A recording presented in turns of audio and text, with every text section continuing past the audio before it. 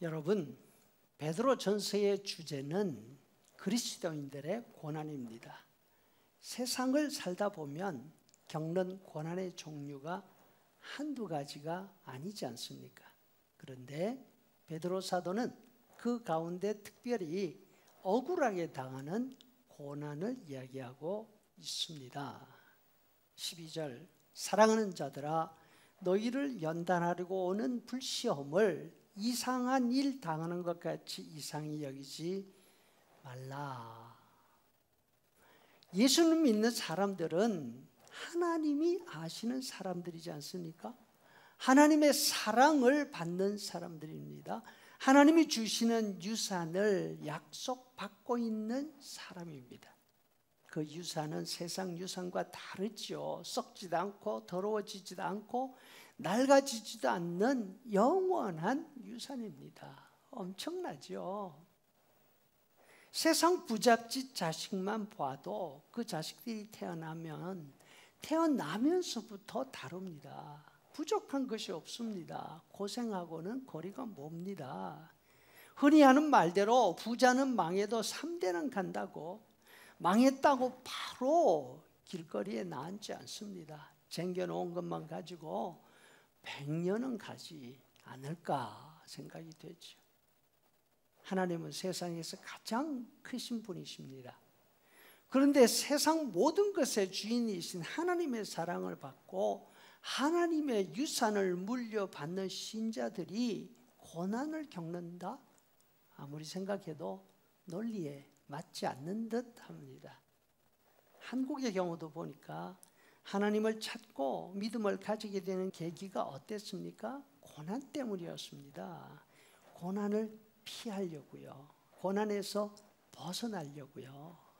나라 전체적으로 일제의 박해 가운데 도피처를 찾다가 기독교 신앙에서 그 피할 곳을 찾았습니다. 성경에 보니까 하나님께서 애굽 노예살이 가운데 있는 이스라엘 민족을 해방시켜 주셨기 때문이죠.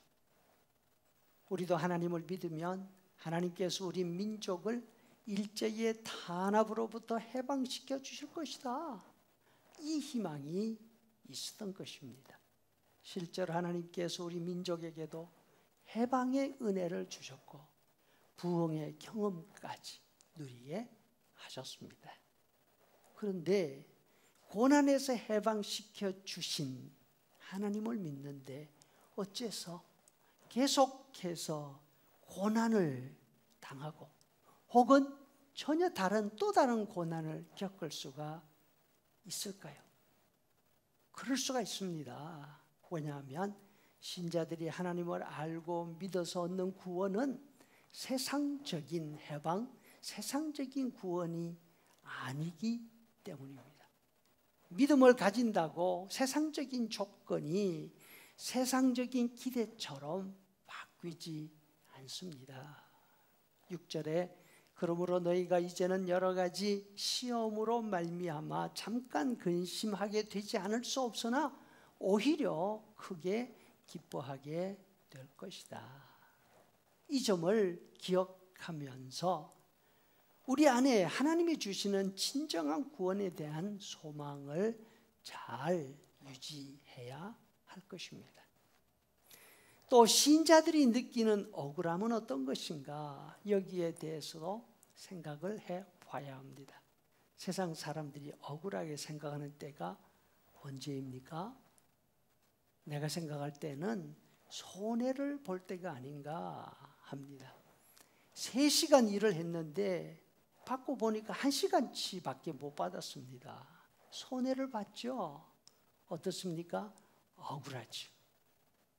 그런데 예수님을 믿는 신자들의 억울함은 기대한 것을 받지 못했다거나 이익에 손해를 당했기 때문에 느끼는 억울함이 아닙니다. 착하게 바르게 살았는데 기대하는 칭찬은 고사하고 핍박을 당하기 때문에 느껴지는 억울함입니다. 3장 20절에 죄가 있어 매를 맞고 참으면 무슨 칭찬이 있으리요? 그러나 선을 행함으로 고난을 받고 참으면 이는 하나님 앞에서 아름다우니라. 여러분, 어떻게 이런 일이 있을 수 있을까요?